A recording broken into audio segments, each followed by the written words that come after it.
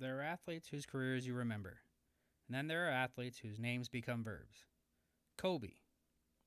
It's not just a name, it's an action. A declaration, a standard of confidence attached to effort.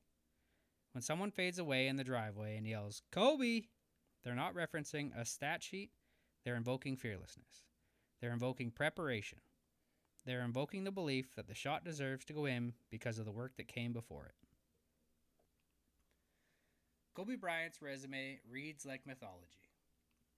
5 NBA championships, 2 finals MVPs, 18 All-Star selections, 15 All-NBA honors, 12 All-Defensive teams, a League MVP award. Should have been more. Might have been robbed when Steve Nash won his, and 2 Olympic gold medals. He scored 33,643 career points and spent 20 years with one franchise, the Los Angeles Lakers. But statistics don't explain why he mattered. Habits do. Standards do. Decisions made when no one was watching do. And to understand how Kobe Bryant became synonymous with discipline, we have to begin in a place that most people forget. Quiet gyms in Italy. Long before the spotlight ever found him. Before we go deeper into Kobe's story, I want you to listen to this episode differently. Don't just hear it as a biography. Hear it as a mirror.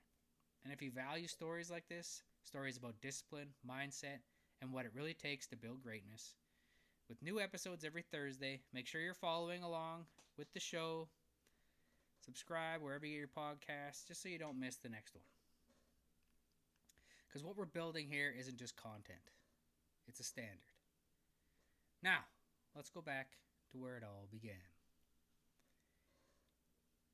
When Kobe was 6 years old, his father's career carried the family to Italy.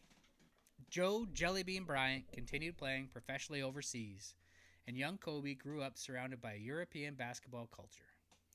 It was structured.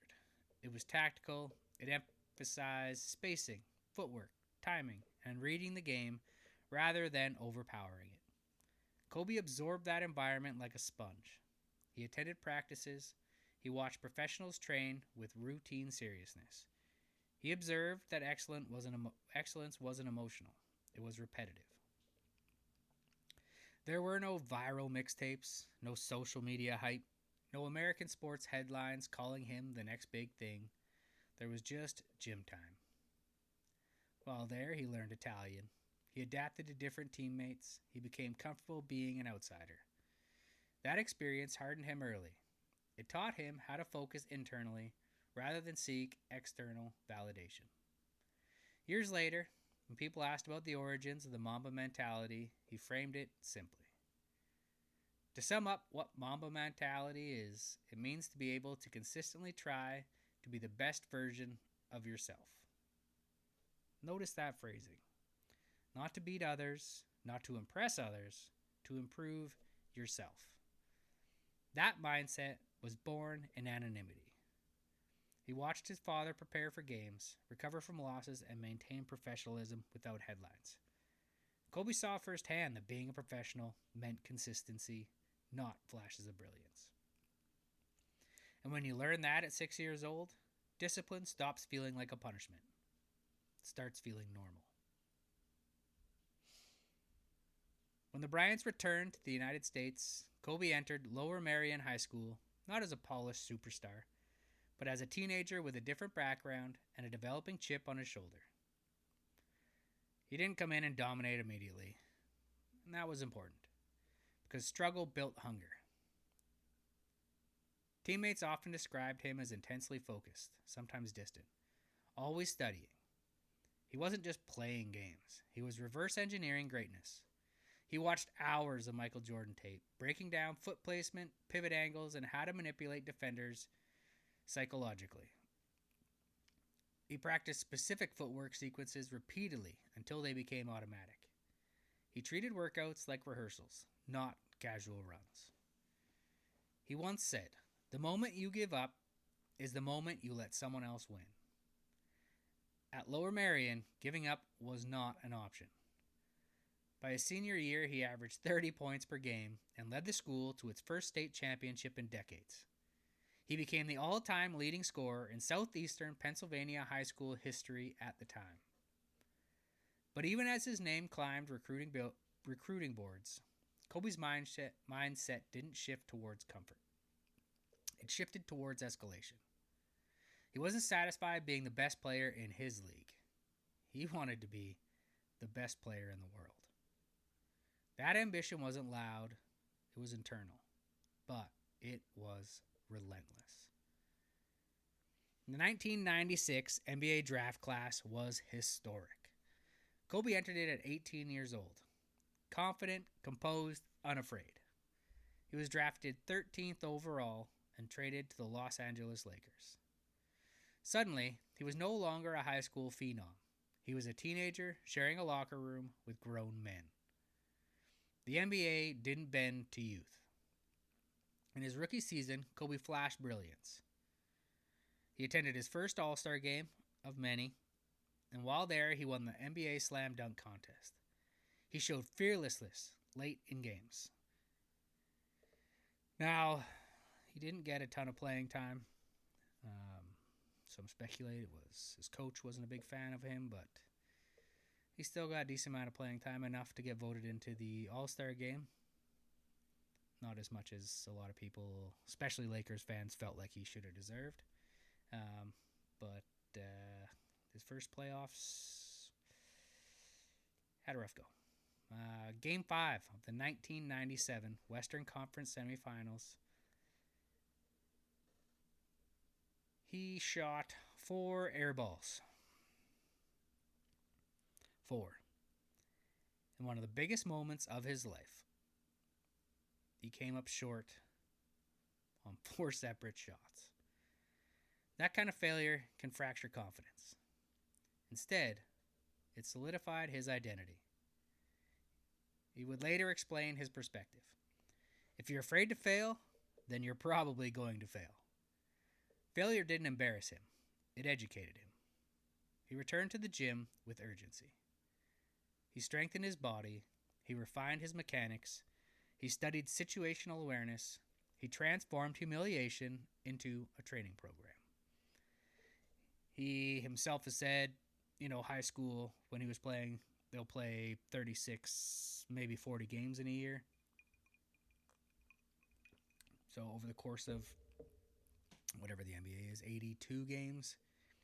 And then the playoffs, he just feels like his body broke down. He wasn't strong enough to keep playing at the same level. So he really focused on improving, building muscle. I think after that first year, I think he put on like 10 pounds of muscle in the off season, something ridiculous like that. He just put in the work, man.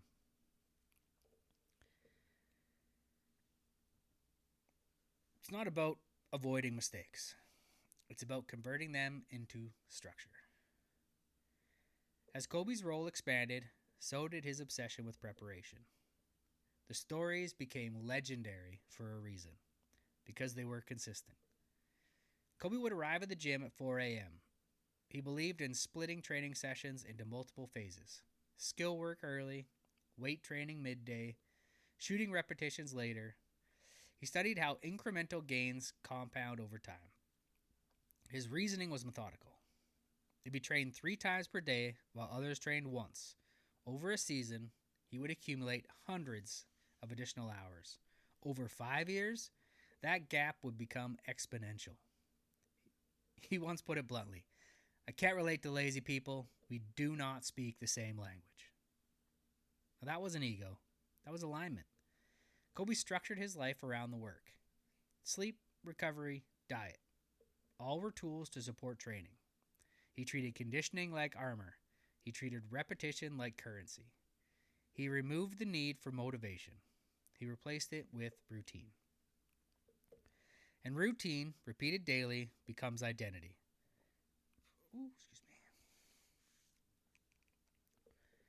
When Phil Jackson implemented the triangle offense and the Lakers began their championship run from 2000 to 2002, Kobe evolved from promising star to dominant force. He studied defenders relentlessly. He practiced counter moves until they required no thought. He sharpened his defense, often guarding the opponent's best perimeter scorer. From the outside, it looked like natural progression. He was just getting older, he was learning, but inside, it was engineered. Even while winning 3 consecutive championships alongside Shaquille O'Neal, Kobe was unsatisfied. He wanted full mastery. He wanted to remove weaknesses entirely. He said it clearly: great things come from hard work and perseverance, no excuses. Now, during the years that him and Shaq played, there was some tension. It wasn't simply a personality conflict, it was philosophical differences. Kobe trained year round. He expected the same from others. His standard was unforgiving because it applied to himself first. Winning didn't relax him, winning increased his expectations. Shaq, on the other hand, felt like he could show up, maybe a little out of shape, and then just get in shape as he started playing, got back into the grind of things. And at one point, he was injured. Could have had surgery in the off season, but from what I understand, his thought was he got hurt on company time. He wasn't going to have surgery in the off season. That was his time, so he waited till the season started to have his surgery, and that kind of rubbed Kobe the wrong way. I don't think that he really appreciated that thought process. So after the Lakers' three-peat ended and Shaquille O'Neal was traded in 2004, Kobe Bryant entered the most defining stretch of his career. The safety net disappeared. The dynamic that had carried the franchise through 3 championships was gone. What remained was expectation, and a spotlight that now shone entirely on him. For the first time, Kobe was not the rising co-star. He was the franchise.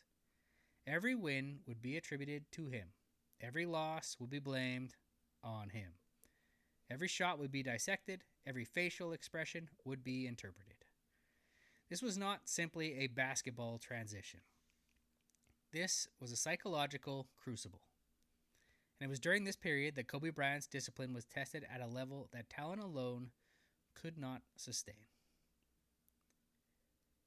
When Shaq departed for Miami, the Lakers entered a rebuilding phase. The roster featured young and inconsistent players.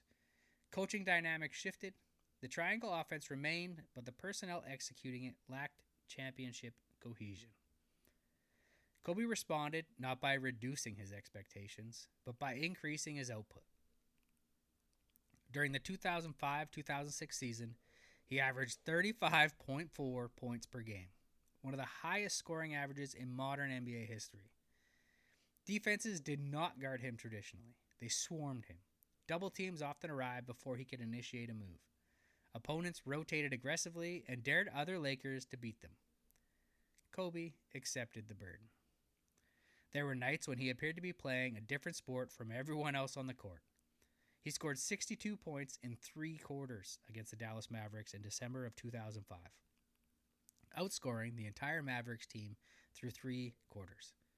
He sat out the 4th quarter because the margin was too large. In March 2007, he scored 65 points against Portland. He followed that with 50, then 60, then 50 in consecutive games. That 4-game stretch was not recklessness, it was calculation under pressure. But this period was also emotionally complex. The public narrative began to shift.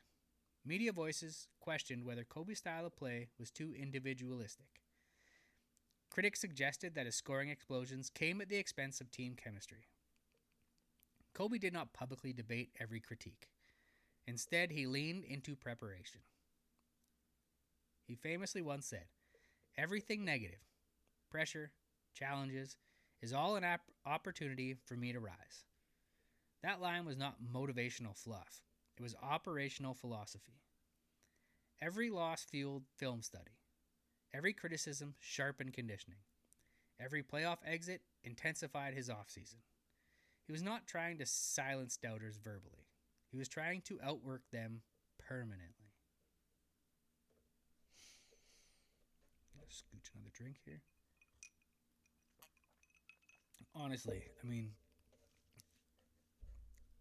he was pretty unreal. I know I heard a quote from him. Essentially went, well, so this is in regards to the individualistic style of play, but he said He knows the work they put in, and he knows the work that he put in. Why would he give them an opportunity to take the shot when he knows he's better prepared? Essentially, now I'm paraphrasing. That's not exactly what the quote was, but I mean, he's got a point.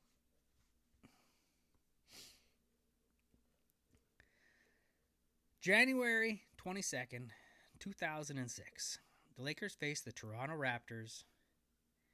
Early in the game, Toronto controlled the tempo. The Lakers were flat defensively and trailing by double digits. Nothing in the first quarter hinted at history.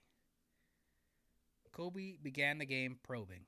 He attacked selectively, observing how the Raptors defended screens and how quickly they rotated help defense. He scored within the flow of the offense, finishing the first half with 26 points. By halftime, the Lakers were down 18. The third quarter was where escalation began. Kobe shifted from patient scorer to relentless attacker. He exploited defensive mismatches repeatedly. When Toronto sent help late, he spun baseline. When they hedged aggressively, he split the double team. When they sagged, he pulled up over contests with precise footwork. He scored 27 points in the third quarter alone. The rhythm was not frantic, it was controlled intensity. By the fourth quarter, the energy inside the Staples Center had changed. Teammates began clearing space instinctively. The Raptors adjusted coverage repeatedly, but Kobe anticipated every shift. He drew contact, converting free throws under fatigue. He launched contested jumpers with mechanical consistency. When the final buzzer sounded, Kobe had scored 81 points. After the game, he said, "Not even in my dreams." But the truth is that this performance was built long before that night. It was built during early morning workouts. It was built during isolated film sessions. It was built in empty gyms when no cameras were present. 81 points was not a miracle. It was cumulative discipline revealed in one night. During his middle years, Kobe's training routine evolved beyond effort into architecture. He broke his game into segments and attacked each one methodically. His footwork became surgical. He rehearsed post-entry angles repeatedly until he could create separation with minimal space. He drilled mid-range pull-ups from specific spots on the floor until they felt inevitable. He worked with trainers before sunrise, often beginning sessions at 4 a.m. He believed that time was a competitive advantage. If he accumulated more repetitions daily than his peers, then over months and years, the gap would become irreversible. Again, he says, "I can't relate to lazy people. We don't speak the same language." That line encapsulates this era of Kobe Bryant. He wasn't chasing approval, he was chasing mastery. His off-season training incorporated unconventional methods. He studied soccer footwork to enhance agility. He incorporated balance and flexibility exercises to extend career longevity. He simulated game fatigue during shooting drills to replicate late-game pressure. His preparation was not emotional, it was systematic.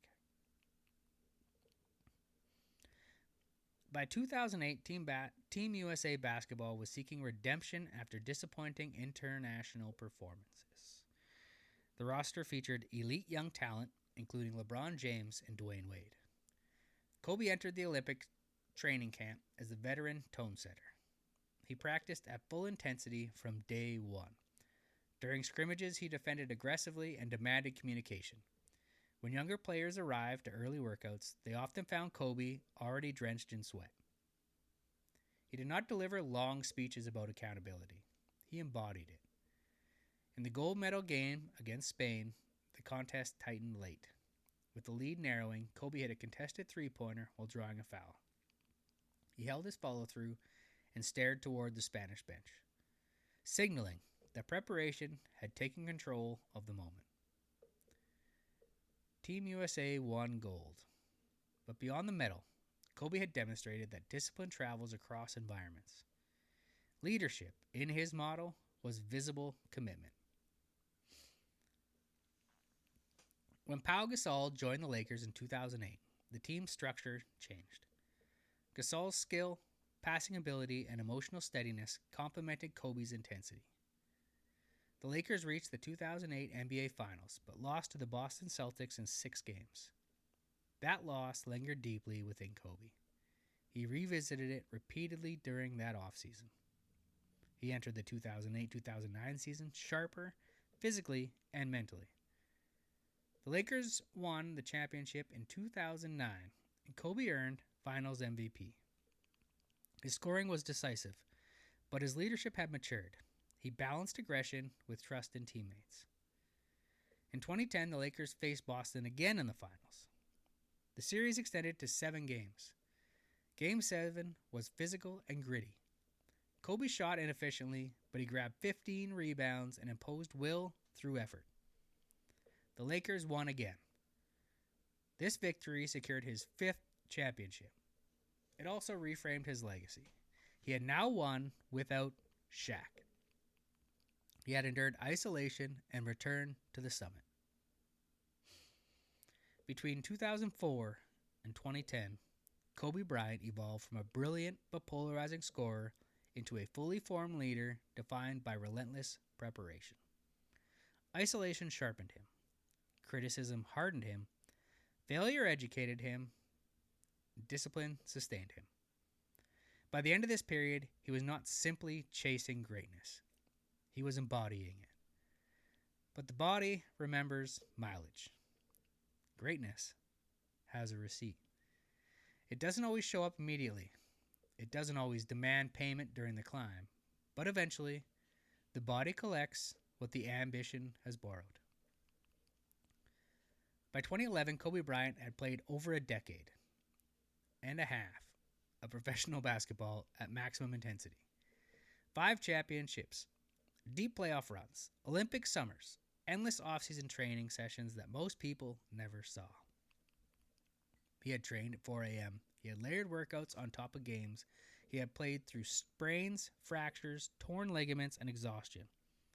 And here's the thing about discipline at Kobe's level. It compounds. So does wear. This was the stretch of his career where the world would see what happens when obsession meets mortality. I always love that about him. I understand it took its toll, but, I'm sure if you're listening to this, you may have heard the famous line that he had said when his wife asked why he continues to play even though he's injured and could sit out a game.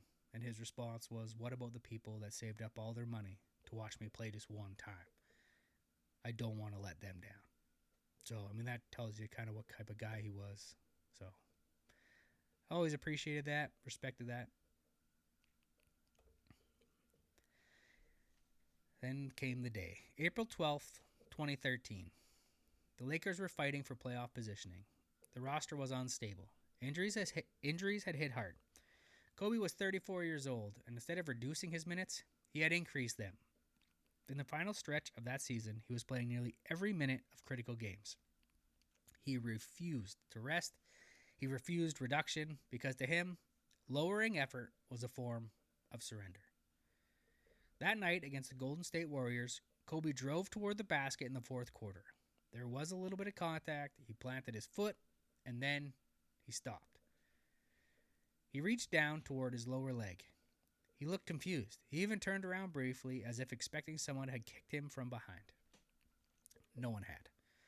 His Achilles tendon had ruptured. The sound wasn't heard by the crowd, but Kobe felt it. Now, here's the part that defines him. This guy is an absolute beast. He didn't collapse into dramatics. He did not demand assistance immediately. He limped to the free throw line with a torn Achilles, the season hanging in the balance, and he made both free throws. Then he walked off the court under his own power. Tough as nails, this guy. Absolute nail gun.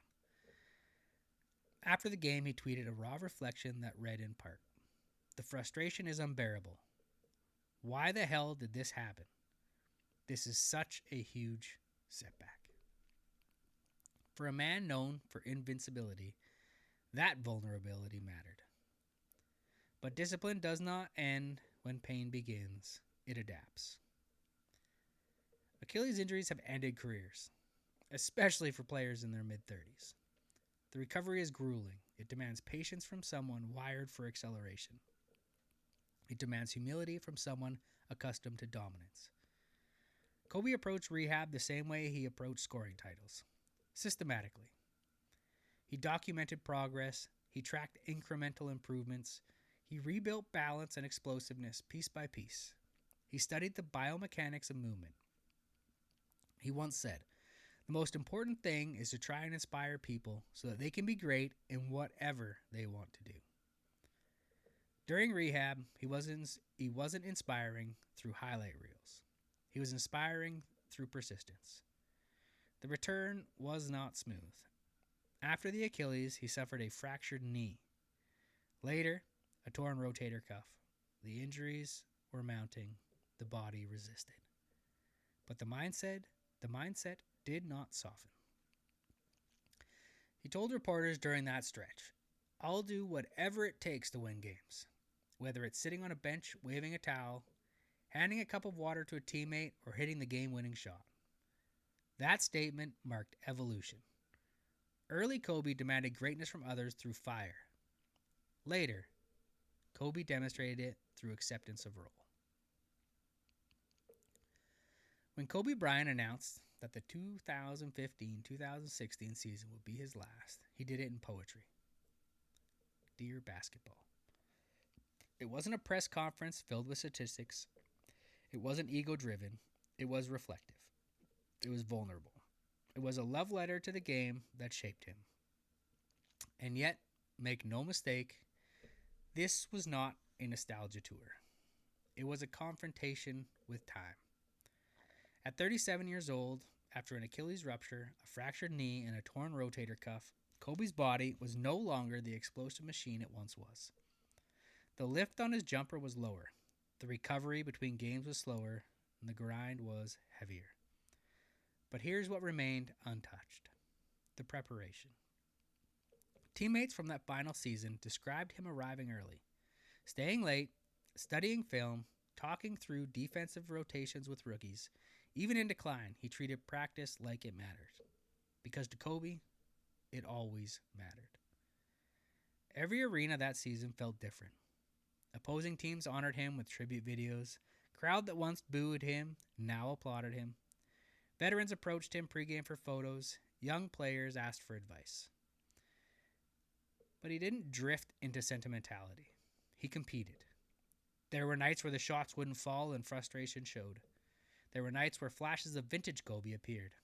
A turnaround fadeaway from the left block, a step through in the lane, a perfectly timed jab step to freeze a defender. And then came April 13th, 2016. Staples Center, Utah Jazz, final game. The Lakers were not playoff bound. The season, from a standings perspective, meant nothing. But that night meant everything. The game began imperfectly. Kobe missed shots early. The legs were heavy, the rhythm inconsistent. He forced a few attempts, searching for tempo. And then, something familiar surfaced. He slowed down. He went to footwork. He used angles instead of speed. He manipulated defenders with pacing rather than explosion.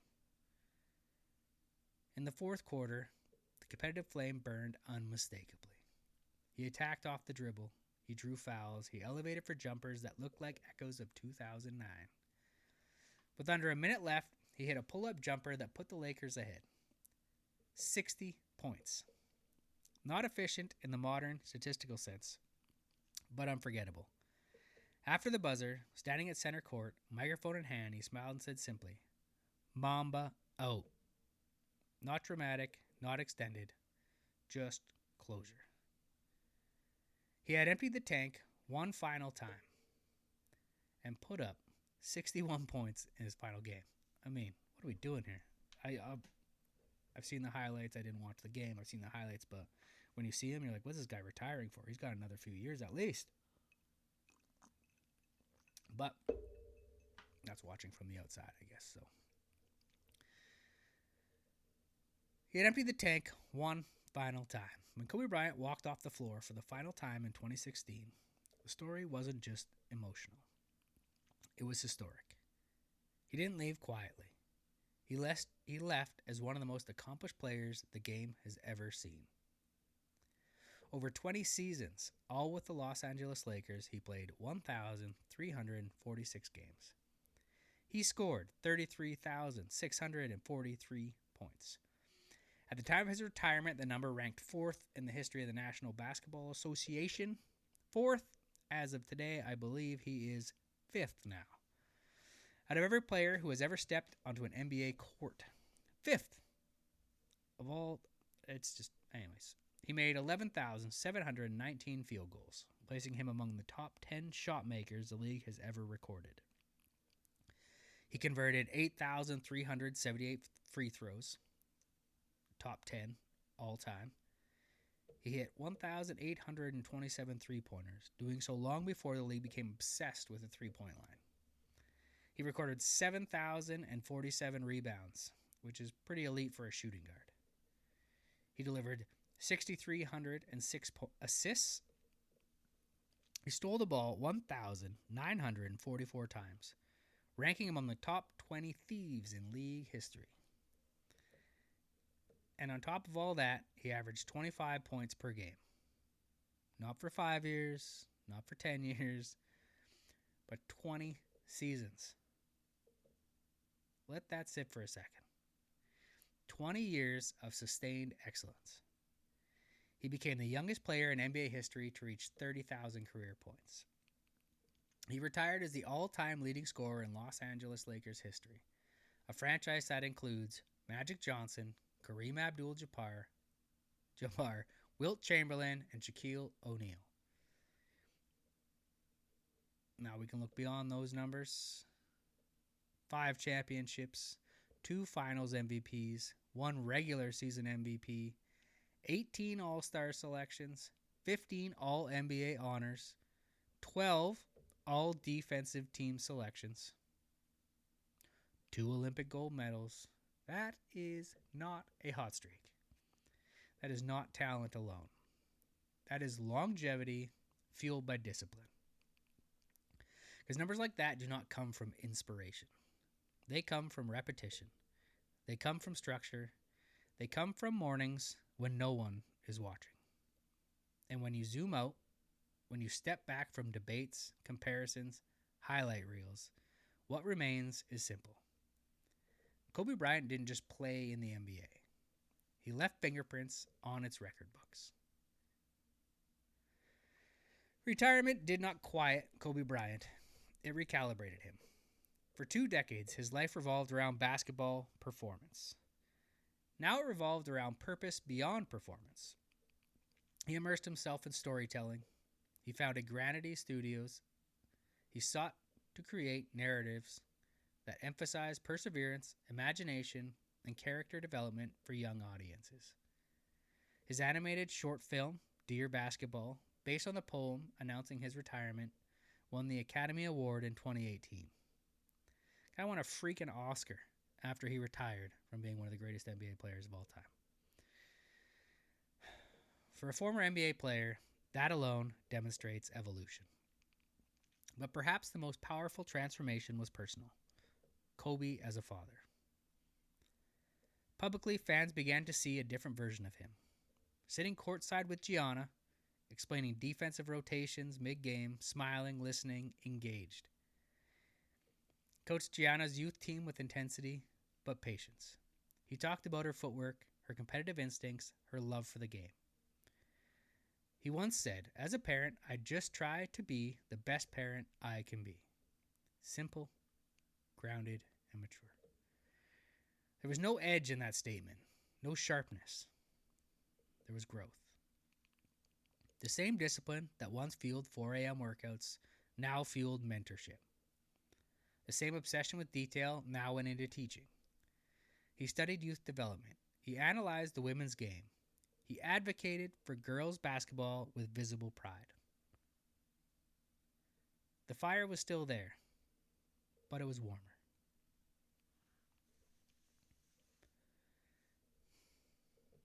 January 26th, 2020. A Sunday morning. The news broke quietly at first. Confusion, rumors, disbelief. Then confirmation. Kobe Bryant, Gianna Bryant, and 7 others gone. The reaction was immediate and global. Players across the NBA learned the news mid-game. Some walked off the court in tears. Arena crowds fell silent. Social media paused in shock. Murals appeared within hours in Los Angeles, New York, Italy. Candles lined sidewalks outside Staples Center. Jerseys hung from streetlights. The grief was layered. We were mourning the competitor. We were mourning the father. We were mourning the mentor. We were mourning potential chapters unwritten. What would he have built in media? What would Gianna have become in basketball? What would the next decade have looked like? And yet, in the sorrow, something powerful emerged. Stories. Stories from players who trained with him. Stories from young athletes he encouraged. Stories from teammates who saw the work before the fame. His influence was not theoretical. It was personal. Because Kobe's discipline had touched lives directly. And here's the truth that sits at the center of it all. A career can end, a body can fail, but a standard endures. The phrase Mamba Mentality did not fade on January 26th. If anything, it intensified. Because people understood that what he represented was not perfection. It was commitment. Sad day. If you strip away the championships, if you remove the banners, if you silence the debates, what remains of Kobe Bryant? Work. Not highlights, not fame, not mythology. Work. Early mornings when the city was asleep, missed shots that no one remembers, repetition stacked so high they became instinct. Pain pushed aside because quitting was never an option. Kobe Bryant did not wake up legendary. He built it.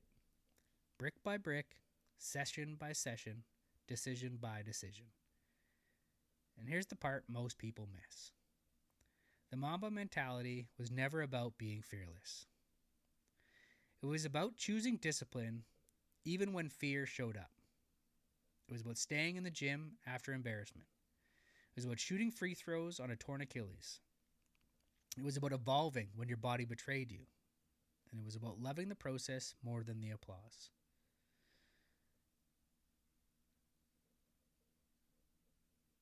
He never gave up on the work.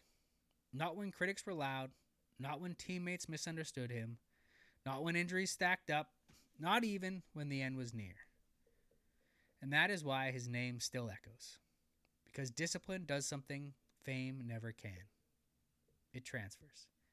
It moves from generation to generation, from athlete to artist, from competitor to parent, from legend to listener. So now the question shifts. Not what did Kobe do, but what will you do? When your alarm goes off early, when your body is tired, when excuses sound reasonable, when no one is clapping, what standard will you choose? Because greatness is not built in arenas. It is built in private. It is built in habits. It's built in the quiet decision to show up again and again and again. If this story moved you, if it reminded you of the standard you're capable of, then don't let it end here. Make sure to follow the show. Share this episode with someone who needs that reminder. Leave a rating so this message reaches the next competitor who's fighting silently. Because discipline isn't just something we talk about here. It's something we practice. And remember, discipline builds legends. I'm Doug. Look forward to seeing you next Thursday. And this has been the Discipline of Greatness Sports Podcast. In the words of late great Kobe Bryant, Mamba out.